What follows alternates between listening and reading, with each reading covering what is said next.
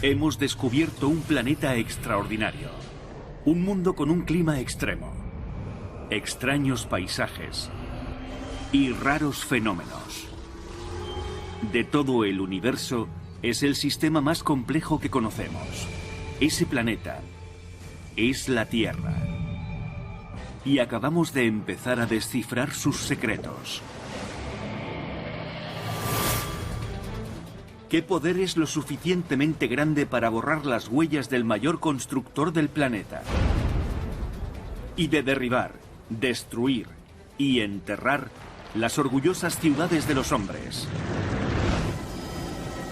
En uno de estos lugares, donde rara vez pueden entrar las cámaras, ¿qué aterradoras fuerzas se unen para convertir un paraíso tropical en una ciudad fantasma? ¿Cómo los hogares y las fábricas del medio oeste americano fueron ocupados por un ejército invencible? Los árboles crecen con mucha fuerza y pueden destruir rápidamente un edificio. Y a la sombra del huracán Katrina, ¿qué nuevo enemigo marchará contra Nueva Orleans? Son una de las especies más temidas aquí. 3 ciudades, campos de batalla entre el hombre y la naturaleza. ¿Por qué cayeron algunas? ¿Cómo respondieron otras? Los secretos del planeta.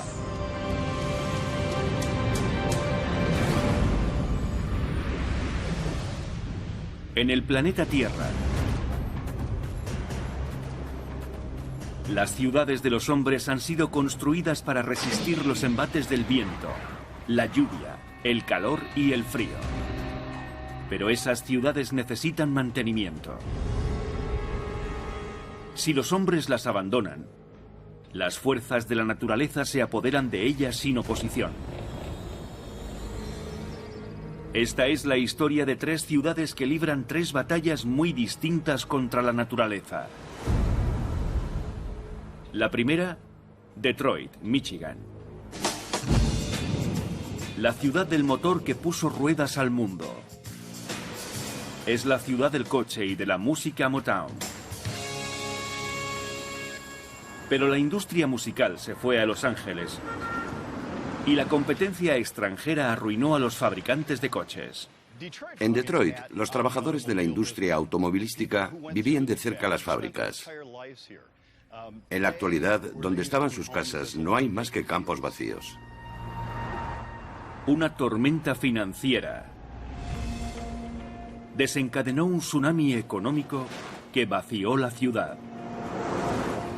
Entre el año 1950 y el año 2000, Detroit perdió la mitad de su población. Entre 2000 y 2010, una cuarta parte de los que aún vivían allí se marcharon.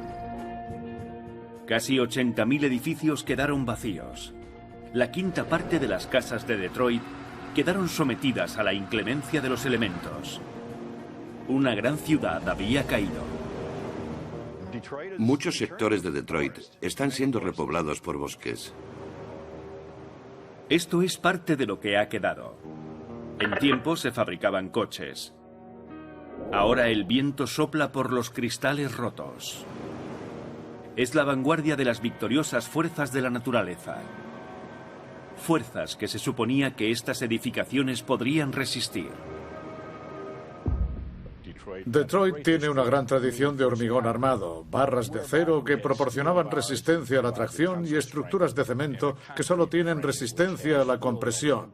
El cemento no es muy bueno por sí solo, es frágil, se rompe y se quiebra, por eso se refuerza con acero. Pero el secreto de la resistencia de estos edificios es también su debilidad. El acero que los hizo casi indestructibles se está desmoronando. La combinación de acero, agua y oxígeno es tóxica. En su lucha sin fin contra las creaciones del hombre, la naturaleza aprovecha las oportunidades que se le presentan. Cuando aparecen las primeras grietas en el cemento, La naturaleza envía oxígeno y agua para que penetren y ataquen el acero de su estructura. El acero es una aleación del hierro.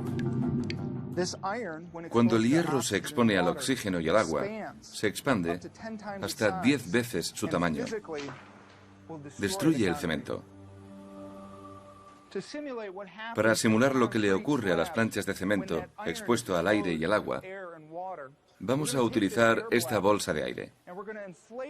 La inflaremos con aire a 10 veces su tamaño. Simularemos la expansión que se produce cuando el hierro reacciona con el oxígeno y el agua. Ya lo vemos. La expansión hizo aparecer esta grieta, porque el esfuerzo era mayor que el que podía resistir el cemento. Finalmente, este deterioro hace que los edificios se derrumben y vuelvan a la naturaleza.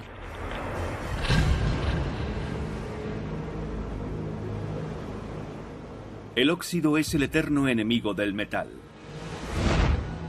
Y en la Tierra no hay forma de escapar a él.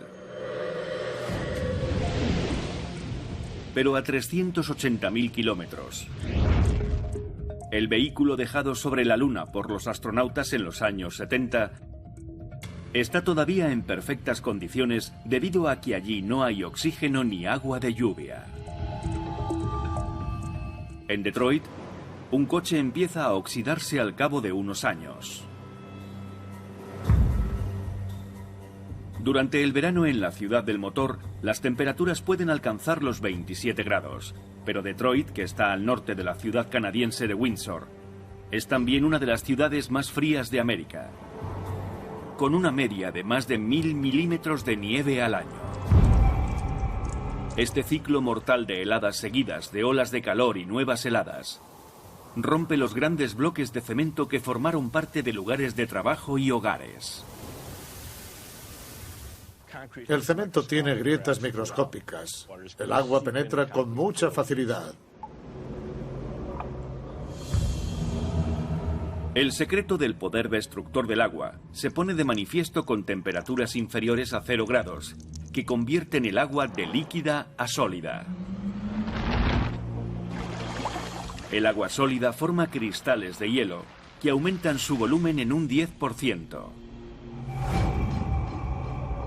Pero para socavar todo un edificio, la naturaleza debe encontrar la manera de meter agua. Una de esas maneras se da aquí, en una factoría de 46.000 metros cuadrados que en tiempos alojaba una cadena de montaje de Cadillac y que ahora ha sido invadida por un ejército de árboles. La tierra y los sedimentos son depositados por el viento. Con el tiempo llega una semilla que germina y crece. Luego se convierte en un gran árbol. Las raíces llegan a romper los tejados, lo que favorece la ruina de la fábrica al entrar agua. Como fuerzas de ocupación, los bosques de los tejados marchan sin oposición por encima de los edificios abandonados de Detroit. Pero el norte del Medio Oeste no es el único lugar donde los árboles destruyen las estructuras de los hombres. Quizás el ejemplo más dramático se encuentre al otro lado del mundo. En las selvas del interior de Camboya, los árboles se están apoderando de los templos de Angkor Wat, abandonados hace 500 años. El culpable principal es la higuera parásita, que crece por las paredes del templo. Las raíces fragmentan los bloques de piedra hasta que fallan los elementos de carga y se inicia el colapso.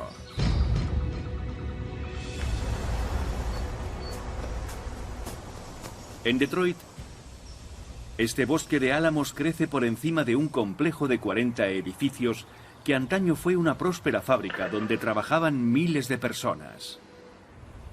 Fue abandonado en 1999 y la naturaleza lo invadió a una velocidad salvaje.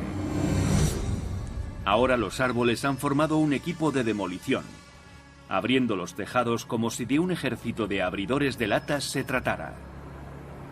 Los árboles pequeños crecen con mucha fuerza y gran persistencia. En poco tiempo pueden empezar a destruir edificios.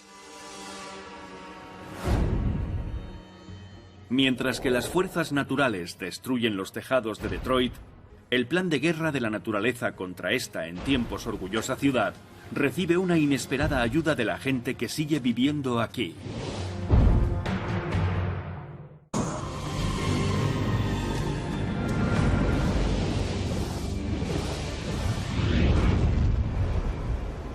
Detroit es un frente de batalla en la eterna lucha entre el hombre y la naturaleza. Cuando los humanos abandonaron la mitad de la ciudad, la naturaleza desplegó sus fuerzas de ocupación contra los edificios abandonados. Las estructuras se convirtieron en el objetivo a conquistar o destruir.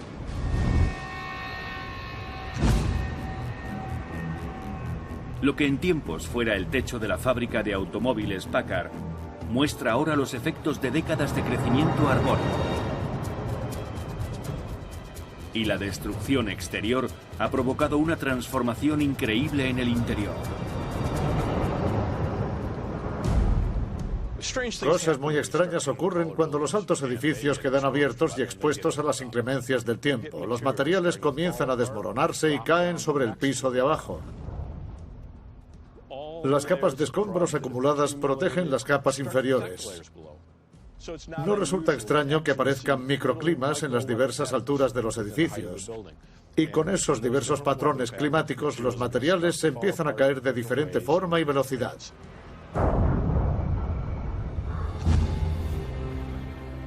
La naturaleza invasora ha formado colonias permanentes en el edificio. Conforme la temperatura del aire se hace más estable en los pisos intermedios, aparece un invernadero.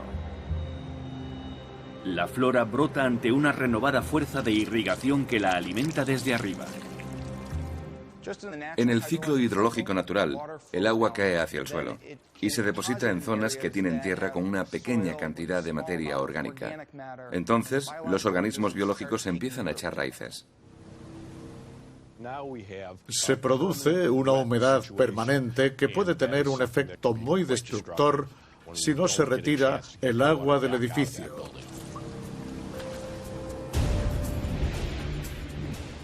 En la cercana fábrica automovilística de Fisher, la invasión de la naturaleza recibe la ayuda de unos colaboradores humanos. Chatarreros que buscan entre los esqueletos de los edificios abandonados, contribuyendo a derruir la antigua ciudad. Este es un buen ejemplo de cómo los humanos refuerzan el proceso natural. Aquí había un tubo que conducía agua desde el tejado hasta las alcantarillas. Pero alguien se ha llevado los tubos y el agua se infiltra en la fábrica. Al faltar miles de metros de tuberías, el agua entra fácilmente en las plantas inferiores y produce una transformación en el cemento. En las plantas intermedias de este edificio hay pruebas de que el agua pasa por el tejado, cae y forma estalactitas que fragmentan el cemento, que acaba cayendo al suelo. Eso prueba que hay minerales que se han disuelto en la superficie superior y han caído, y se han depositado creando esas largas y esbeltas formaciones. Aquí vemos cómo el agua gotea y crea estalagmitas. Las gotas caen, chocan contra esta superficie sólida y salpican precipitando más carbonato cálcico que forma este efecto alveolar. Son las mismas que vemos en las cuevas, pero hechas por el hombre. Tienden a aparecer mucho más rápidamente. Con la múltiple agresión que drena los minerales del cemento, corroe el acero de refuerzo y agranda las grietas mediante el ciclo heladas olas de calor. La naturaleza podría reducir a escombros esta fábrica en 7 décadas.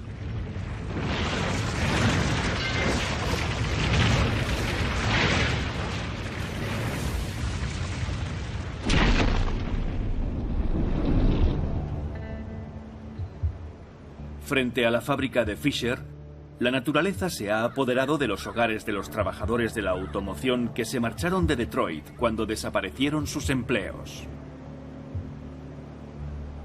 Cuando Detroit estaba en pleno crecimiento, se construían muchos más apartamentos, casas y chalets que en cualquier otro lugar del país.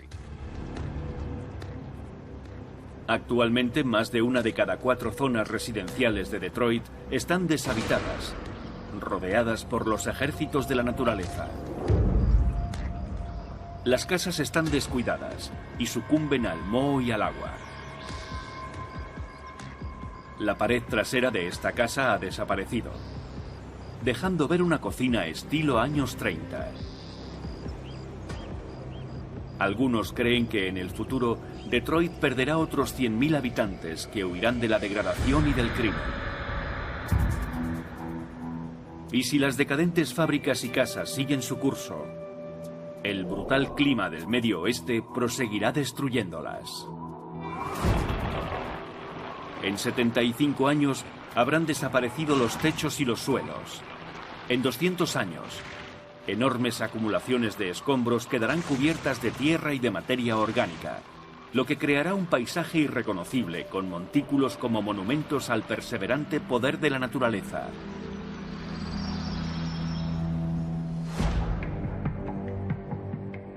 A miles de kilómetros de distancia se ha producido otra batalla. Aquí, la naturaleza expulsó al hombre y destruyó sus hogares. Ahora trata de ocultar cualquier signo de que los humanos estuvieron aquí.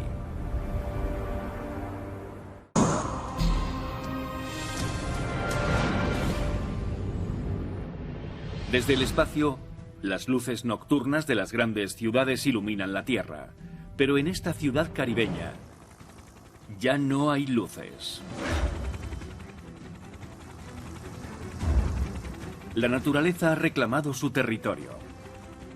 Esta desierta llanura es lo que queda de Plymouth, la antigua capital de Montserrat, un territorio británico situado en la cadena de islas de las Antillas Menores.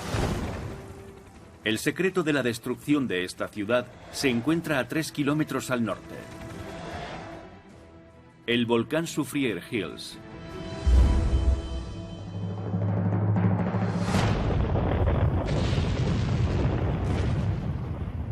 Una serie de erupciones a lo largo de 9 meses condujo finalmente a una evacuación masiva de la ciudad.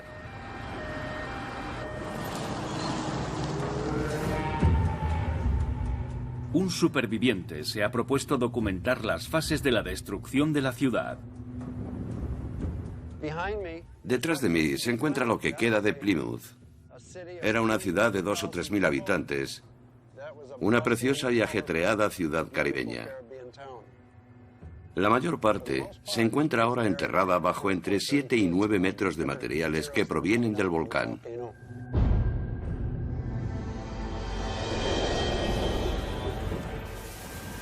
El equipo de filmación ha arriesgado sus vidas para llegar hasta aquí. El volcán está todavía activo y es muy peligroso. Por esa razón, la mitad del sur de Montserrat está normalmente vedada al público.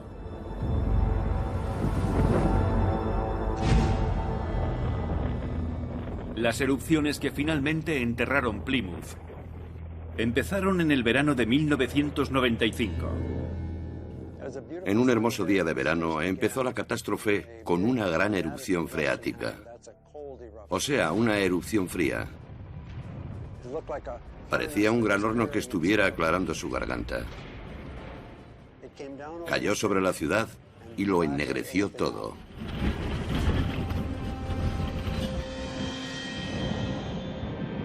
Durante casi un año, unas frecuentes erupciones cubrieron la ciudad con un manto de ceniza, pero la gente siguió allí esperando a que las erupciones cesaran. La lluvia de cenizas trajo penalidades increíbles. Era frecuente que tuviéramos que limpiar nuestras propiedades 2 o 3 veces al día. A veces trajimos una limpiadora a presión. Muchos se subían al tejado para limpiarlo.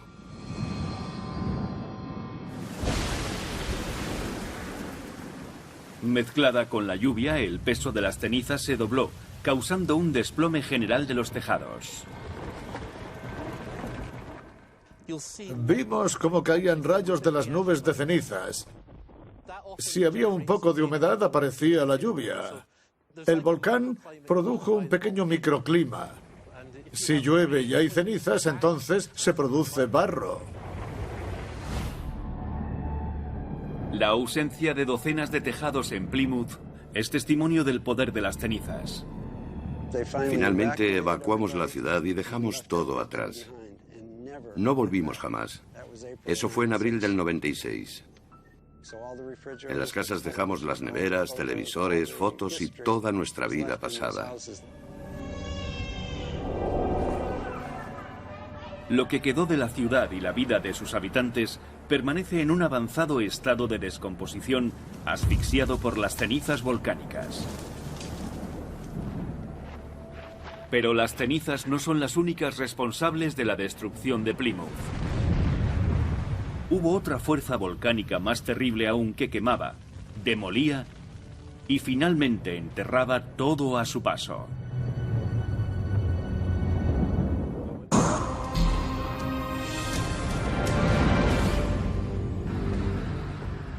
Plymouth era una ciudad construida a la sombra de un volcán, como si los hombres hubieran pactado con los poderes de destrucción. Pero la naturaleza podía romper ese pacto en cualquier momento, tal como esta ciudad comprobó demasiado tarde.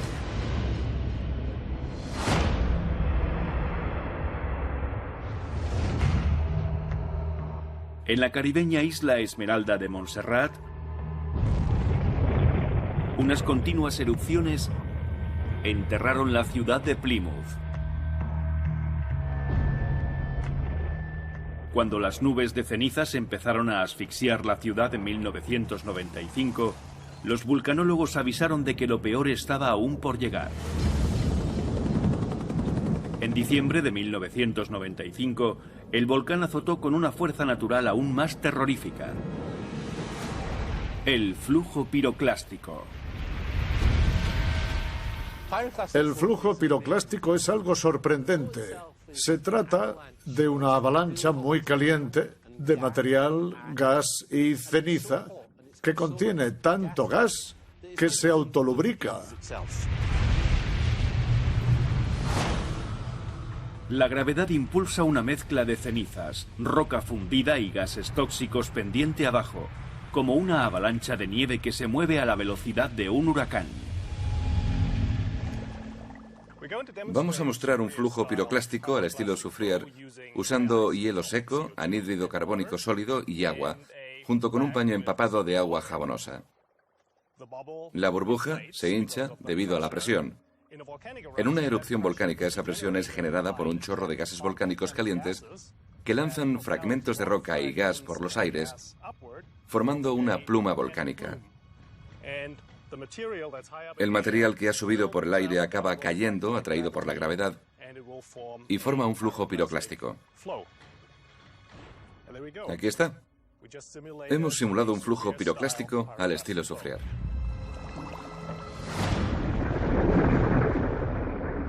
En el volcán de Montserrat, los observadores predijeron el flujo piroclástico y recomendaron la evacuación para evitar grandes pérdidas humanas en Plymouth.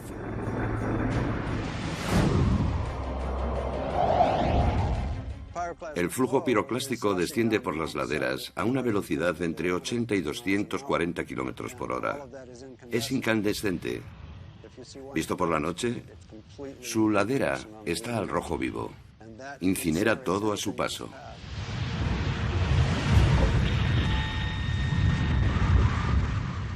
Las rocas parcialmente fundidas, algunas del tamaño de una casa, alcanzan temperaturas de 650 grados. Cuando cayeron sobre Plymouth en 1997, los edificios de madera ardieron al entrar en contacto con ellas. A ambos lados de Fort Gaunt, los edificios cayeron pasto de las llamas. Entonces, todos los que todavía confiaban en volver a Plymouth se dieron cuenta de que jamás regresarían. La ciudad ardió hasta los cimientos. Lo que el flujo piroclástico no pudo incinerar quedó reducido a añicos. Los depósitos de flujo piroclástico contienen toda una gama de materiales, desde cenizas de grano muy fino hasta bloques del tamaño de una casa pequeña. e incluso mayores. Puede destruir edificios y arrancar los tejados. Puede derribar muros de cemento en cuestión de segundos. Aunque la mayor parte de Plymouth ardió, quedó destruida o enterrada, el flujo respetó un puñado de edificios. Este es uno de los balcones de un hotel del centro de Plymouth. El flujo que pasó por aquí iba muy lento. No causó mucho daño, pero dobló los barrotes. Y se necesita mucha fuerza para doblar estos barrotes, aunque no fue suficiente para destruir el edificio. La destrucción de Plymouth no causó pérdidas humanas. Pero otra ciudad caribeña no tuvo tanta suerte. En 1902, el flujo piroclástico del Mount Pele de la Martinica mató a unas 30.000 personas en la isla de Saint-Pierre en cuestión de minutos. Era un tiempo en el que la vulcanología no ofrecía alertas tempranas.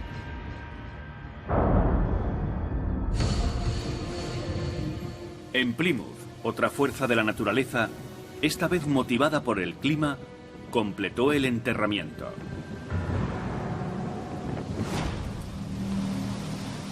Fue en 1998 cuando las lluvias del huracán George cayeron sobre Montserrat y activaron un nuevo fenómeno llamado lahar.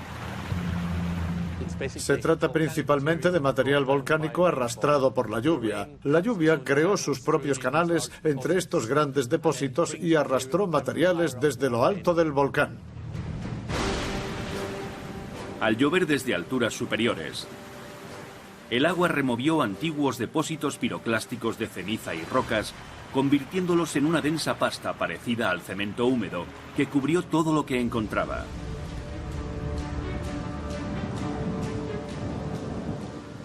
Un enorme lahar, un cañón de 30 metros de profundidad, se abrió paso por el centro de la ciudad. Arrancó árboles y peñascos y los arrastró hacia abajo. Estaba saturado de material. Arrasó todo lo que encontraba a su paso. En Plymouth se encuentran muestras del lahar por todas partes. Ahora estamos caminando sobre un canal de lahar. Los lahar han arrastrado el material que se encuentra en los depósitos de flujo piroclástico. Se trata de ceniza fina, bloques de piedra pómez y grandes bloques de lava. Después de años de tormentas tropicales, muchas estructuras de Plymouth se encuentran ahora en las profundidades de los flujos de lahar. La antigua playa se adentró unos 100 metros en el mar, demostrando que los volcanes no solo destruyen, sino que también crean.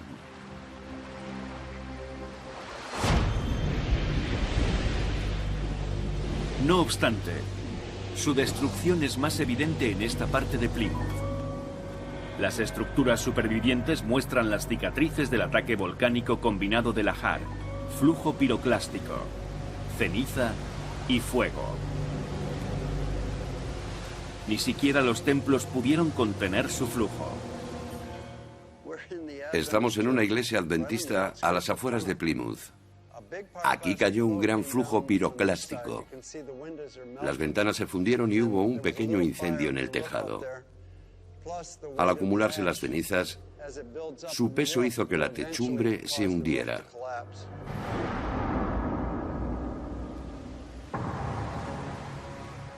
El ansia de la naturaleza por recobrar esta antaño hermosa ciudad proseguirá hasta no dejar traza de ella.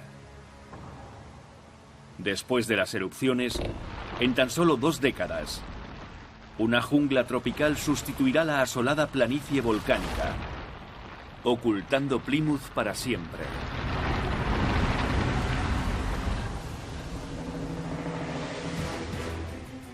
La humanidad ha perdido una batalla en Plymouth. Pero en esta gran ciudad americana devastada por uno de los huracanes más mortíferos de la historia, todavía hay tiempo para evitar el ataque de la naturaleza.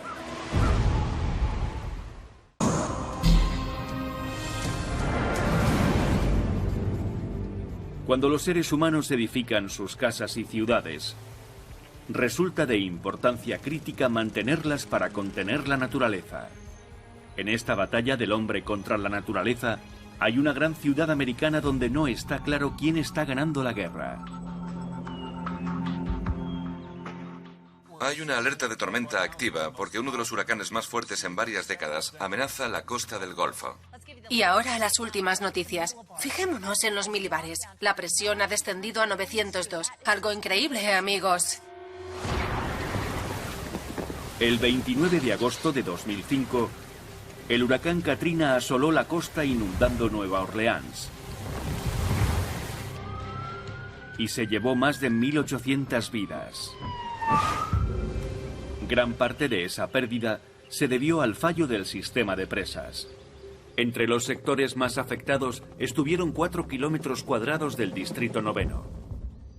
La tormenta se adentró por el canal River Gulf del río Mississippi y atravesó los diques que protegían el Distrito 9.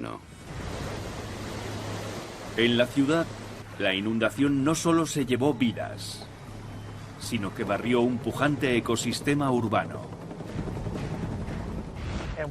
Arrasó toda la vegetación y muchas casas. Arrastró las viviendas cientos de metros y destruyó la naturaleza del vecindario. Acabamos siendo un desierto botánico.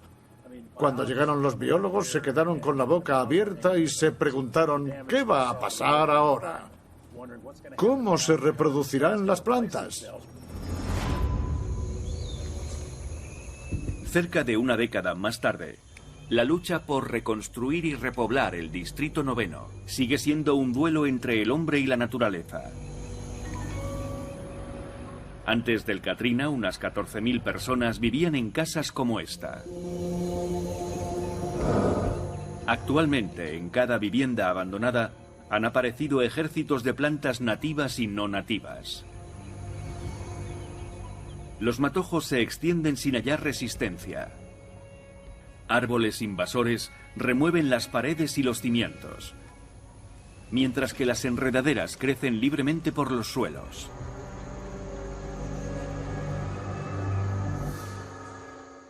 Las zonas en las que el césped ha sido cortado y cuidado regularmente tienen este aspecto, pero al lado hay zonas que se han convertido en bosques. Aquí hay uno de 10 metros de alto que creció después de la tormenta. Aunque resulte difícil de creer, en el interior hay una casa. El crecimiento exponencial es alimentado por el clima del pantano. Con una media de 1.620 milímetros de precipitaciones anuales y aproximadamente 354 días al año con temperaturas por encima de cero, una planta típica de Luisiana del Sur crece varios centímetros en unos pocos días. En toda Nueva Orleans la tierra es fenomenal porque estamos en el estuario del Mississippi y el suelo es de aluvión. Durante miles de años se han ido posando sedimentos del interior de América. Cuando el huracán Katrina destruyó el ecosistema, docenas de especies invasoras sofocaron a las plantas nativas. Finalmente, la mayoría de las casas fueron abandonadas, quedaron vacías. En las parcelas han crecido lo que llamamos un gran número de procesos de secesión secundarios. Nuevas plantas se apoderaron de sitios urbanos a los que anteriormente no se les permitía pasar. Enredaderas asesinas trepan incesantemente por el follaje, bloqueando la luz del sol y rompiendo los tallos de las plantas nativas. Los árboles del cebo alcanzan alturas de 18 metros, absorben los nutrientes del suelo y se extienden rápidamente produciendo hasta 100.000 semillas al año. Cuando alguien mira solo ve plantas creciendo, es difícil percatarse del desastre. Pero ocurre que hay una gran batalla en curso, una batalla ecológica. Se compite por la luz del sol, tratando de alcanzar la cima. El crecimiento es tan exuberante que supera los servicios de mantenimiento, que son incapaces de limpiar los terrenos.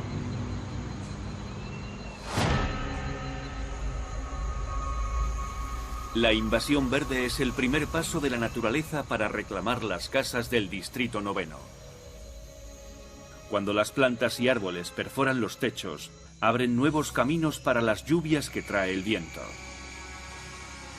Como la estructura de las casas es de madera en el 95%, un microscópico depredador puede darse un festín.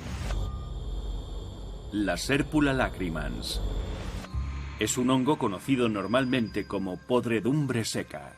Se introduce en la madera húmeda y es un agente natural que se alimenta de ella. Con el tiempo la madera acaba descomponiéndose.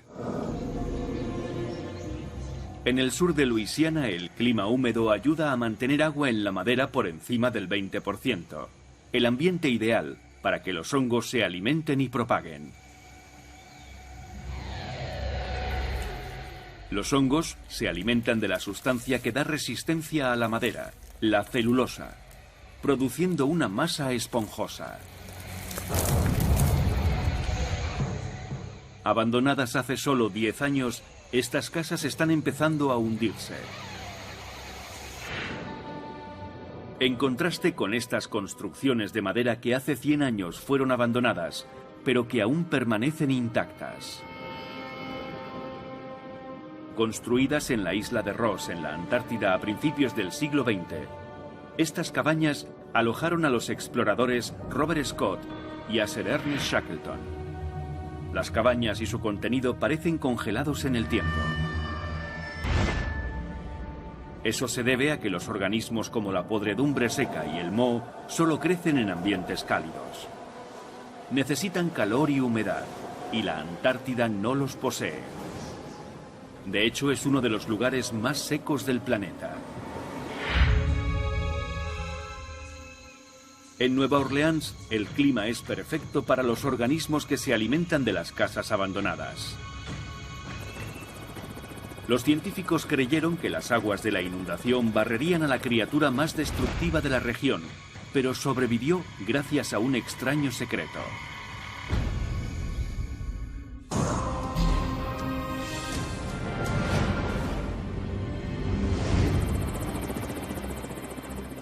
Cuando las fuerzas de la naturaleza devastan una ciudad, la destrucción no siempre es inmediata. A veces, como en el vecindario del Distrito 9 de Nueva Orleans, pueden pasar muchos años antes de que se apoderen de la ciudad. Las aguas del huracán Katrina mataron a cientos de habitantes y convirtieron el ecosistema en un erial botánico. Las casas abandonadas están siendo consumidas por la naturaleza. El definitivo destructor de hogares ha permanecido por debajo del Distrito 9 bajo los años 60, y esta voraz criatura no es una termita corriente. La termita subterránea de Formosa es la más destructora de las termitas. ¿La razón? Una colonia tradicional de termitas de madera seca contiene varios miles de miembros. Una colonia de termitas de Formosa puede alcanzar más de 1 millón. Aparecen en primavera y se comen las casas. Son las más temidas de las especies invasoras que hay aquí. La termita de Formosa es una especie de termita superevolucionada. Sus colonias son mayores que las de nuestras termitas nativas. Y como son mayores y maduran más rápidamente, una colonia de Formosa puede comer medio kilo de madera al día. Con tantas termitas, una colonia puede engullir una casa abandonada, reduciendo las vigas maestras a una pulpa y haciendo que se derrumben las paredes y los techos. Muchos científicos confiaban en que las aguas del Katrina ahogarían esta plaga. Pero un estudio de 2012 reveló que casi todas las colonias de termitas de Formosa sobrevivieron a pesar de haber permanecido sumergidas durante semanas. Resulta que las termitas poseen una técnica de supervivencia secreta. Las termitas de Formosa tienen una manera genial de sellar sus nidos. Regurgitan restos de pulpa de madera y cáscaras de exoesqueletos y los mezclan con su saliva. Así forman una pasta que se endurece y es a prueba de agua. Cuando en Luisiana apareció el huracán Katrina, Se creyó que sus aguas las barrerían. Desgraciadamente, las termitas estaban esperando a que las aguas bajaran. La única forma de detener futuras invasiones es cortarles el suministro de comida. En una sección del Distrito 9, estas casas pensadas ecológicamente y brillantemente pintadas tienen una estructura de madera resistente a las termitas. Una novedosa solución en la lucha del hombre para reclamar su hogar a la naturaleza. No está claro quién está ganando por ahora. Los humanos que tratan de mantener el Distrito 9 limpio y pulcro, o la naturaleza que trata de mantenerlo salvaje. Lo que en tiempos fue un vecindario de 14.000 personas, ahora solo tiene 3.000. Solo un ímprobo esfuerzo ciudadano puede devolver la vida al Distrito 9. Es una lucha cuesta arriba, que necesita una gran inversión. Son las ciudades de las que deben decidir dónde se invertirá mejor. No se dispone de los recursos necesarios ya que no hay contribuyentes que inviertan en las propiedades. La ciudad ha hecho un trabajo admirable, pero no da abasto.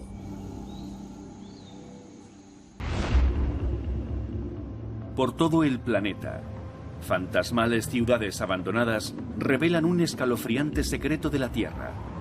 Forma parte del orden natural que las construcciones se derrumben. La naturaleza posee muchas armas para apoderarse de lo que el hombre ha edificado. La naturaleza quiere devolver las cosas a como deberían estar según ella. Nuestra atención y persistencia no son tan constantes como las de la naturaleza. Nos distraemos, construimos un edificio y luego nos olvidamos. Debemos seguir manteniéndolo si no queremos que la naturaleza se apodere de él. La batalla entre el hombre y la naturaleza continúa. La defensa del hombre es ingeniosa, pero al final, la naturaleza tiene una gran ventaja. A diferencia del hombre, la naturaleza no cesa en sus ataques. La naturaleza nunca se rinde.